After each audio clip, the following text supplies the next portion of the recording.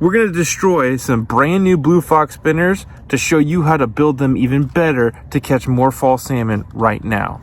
Check this out. Blue Fox spinners, as I mentioned in our last video, are notorious for running shallow because of the way they're made. They create a good resistance, create a lot of flash, but they are not super heavy. Even though this says 7/16, it's only running 2 to 4 feet deep. So you can't really effectively fish every section of water. So what we're going to do, aside from modifications like we did with adding a hoochie skirt, we're going to make it so this casts further and it fishes deeper than what you currently have in the water column. All you're going to need to do, you're going to need 3/16 hollow core pencil lead. 1 pound coil is going to last you forever doing this, so multi-use, very inexpensive. You're going to need some wire to redo the spinner after we change some things. This is 0.035, works really well. Grab one of these out. And you're going to need a couple tools to make this happen, right? You're going to need a pair of dike cutters, pair of scissors that are sharp, and as an option, some round-nosed pliers for the wire bending. So what we're going to do is take this completely apart, right? A typical Blue Fox spinner has the iconic bell, but we are going to make it to where, if you peek just inside there, we're adding some weight onto this. Still fishes exactly the same, but now it's a little bit deeper, a little bit more efficient, and a little bit better. Show you how to make this happen. Straightforward, really easy. You're going to make one cut right here in between the clevis. Discard out the extra. Now you're going to save your blade, save your clevis. There's a spacer, a bearing, and you have your iconic Blue Fox bell, right? Nothing really to that. This little tube is our spacer. That is what we're using as a measuring device. Okay? And then we got our bell knocker at the bottom. We're going to take our plier dikes, cut that right there at the bottom.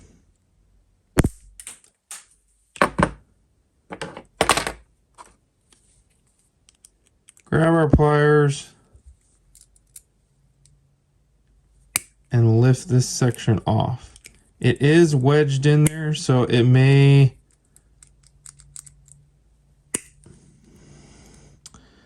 need a little bit of coaxing. There we go. And there's our bell. Okay.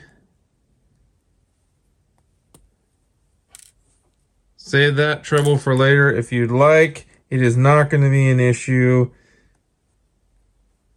But in Washington State, you can't use trebles anyways. So now we got this disassembled. We're going to make this really straightforward, easy.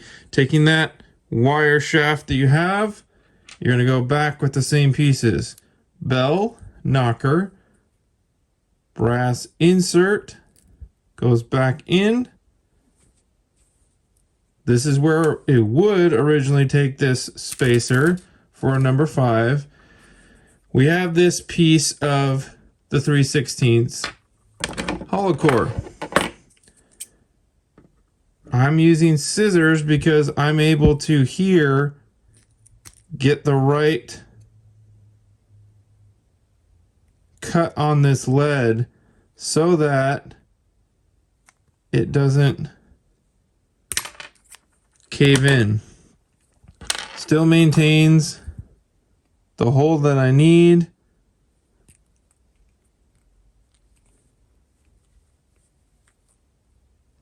And as I say that, I screwed it up. There we go. Maintains the hole that we need. Makes this super straightforward and easy. Each other way you want to do it. Now you have probably a little extra lead there. That's all we're doing different, right? Aside from before, was that little spacer tube. Now you have some lead in there. Now there is 1/4 inch pencil lead as well. This is 3/16. So it's really all what you want to do. But that bell then slides right back over the top. Thread the wire back through. Easier said than done. Bell goes back on, just like normal.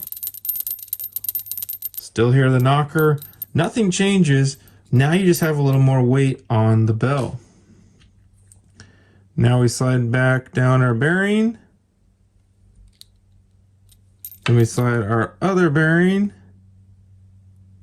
for the clevis to rest on, just as done prior, right? Now we got our clevis and our blade.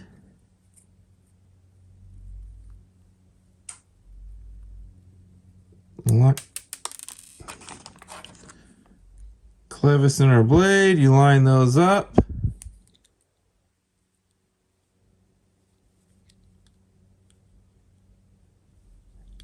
Thread everything back through. Your spinner's back almost together, right?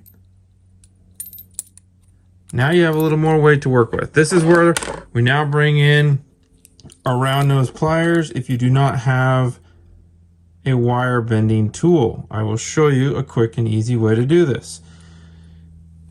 The wire just loops around the round bend of it, wrapping it just to the back. I make a turn on each side to create your iconic eyelet. These have a flat section. I grab that, take my wire best as I can to go straight back up 90, and now I'm going to loop this back around.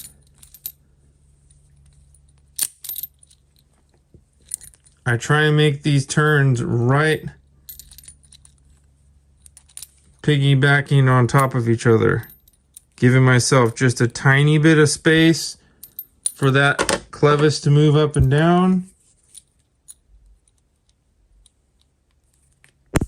Take my wire snippers, save that wire for later because you can still reuse it.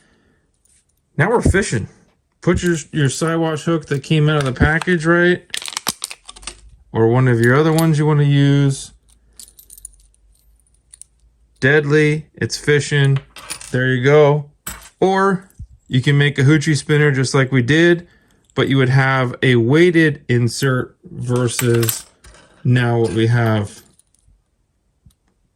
Completely up to you, but that is how we take apart a Blue Fox spinner and make it into something new. Let me know what you think. Thank you guys in the comments for our subscriber that suggested that. I'll put your name up here on the screen. Let me know if you have any other modifications to lures that you guys do that you want to see, and I'll catch you on the water with some coho action here real soon. Tight lines and fish on!